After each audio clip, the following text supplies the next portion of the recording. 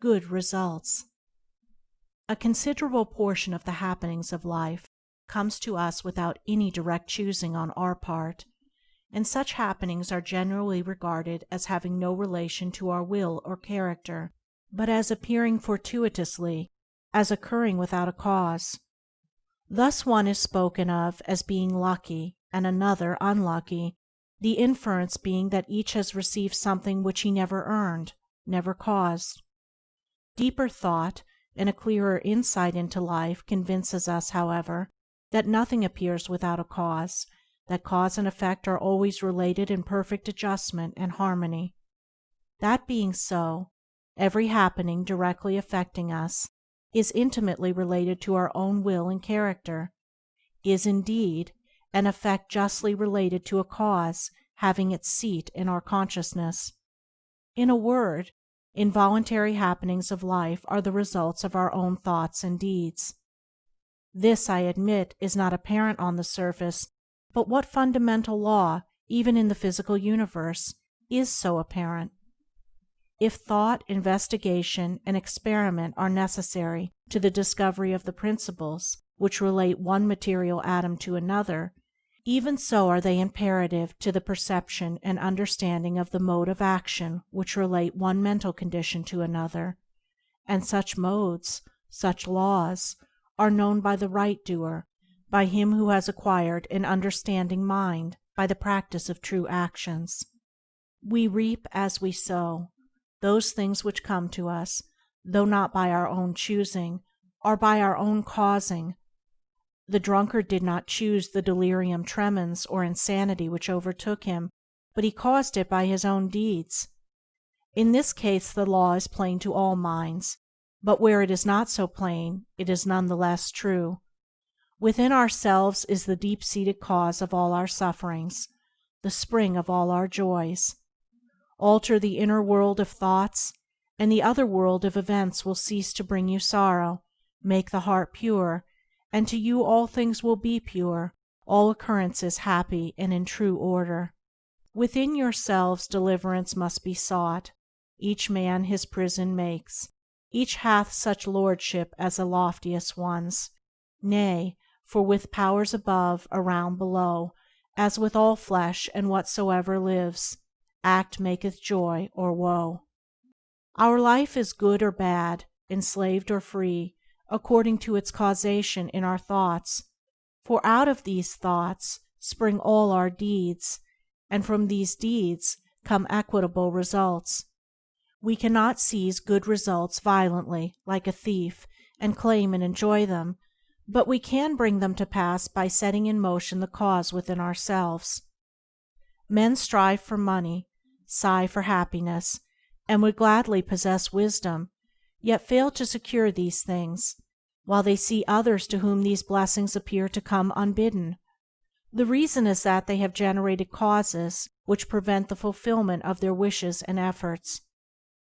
Each life is a perfectly woven network of causes and effects, of efforts or lack of efforts, and results, and good results can only be reached by initiating good efforts, good causes. The doer of true actions, who pursues sound methods, grounded on right principles, will not need to strive and struggle for good results. They will be there as the effects of his righteous rule of life. He will reap the fruit of his own actions, and the reaping will be in gladness and peace. This truth of sowing and reaping in the moral sphere is a simple one, yet men are slow to understand and accept it. We have been told by a wise one that the children of darkness are wiser in their day than the children of light, and who would expect, in the material world, to reap and eat where he had not sown and planted? Or who would expect to reap wheat in the field where he had sown tares, and would fall to weeping and complaining if he did not? Yet this is just what men do in the spiritual field of mind and deed. They do evil and expect to get from it good, and when the bitter harvesting comes in all its ripened fullness, they fall into despair and bemoan the hardness and injustice of their lot, usually attributing it to the evil deeds of others, refusing even to admit the possibility of its cause being hidden in themselves, in their own thoughts and deeds.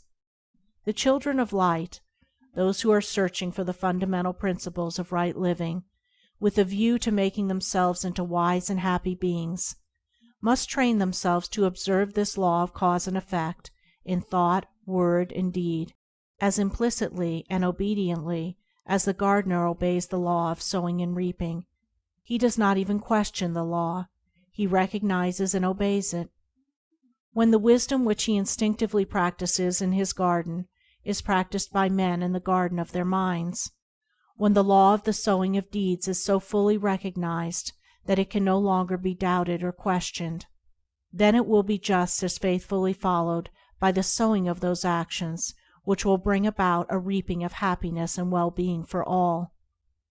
As the children of matter obey the laws of matter, so let the children of spirit obey the laws of spirit, for the law of matter and the law of spirit are one, but they are two aspects of one thing, the outworking of one principle in opposite directions. If we observe right principles or causes, wrong effects cannot possibly accrue. If we pursue sound methods, no shoddy thread can find its way into our web of life, no rotten brick enter into the building of our character to render it insecure. And if we do true actions, what but good results can come to pass? For to say that good causes can produce bad effects is to say that nettles can be reaped from a sowing of corn. He who orders his life along the moral lines thus briefly enunciated will attain to such a state of insight and equilibrium as to render him permanently happy and perennially glad. All his efforts will be seasonally planted, all the issues of his life will be good, and though he may not become a millionaire, as indeed he will have no desire to become such, he will acquire the gift of peace, and true success will wait upon him as its commanding master.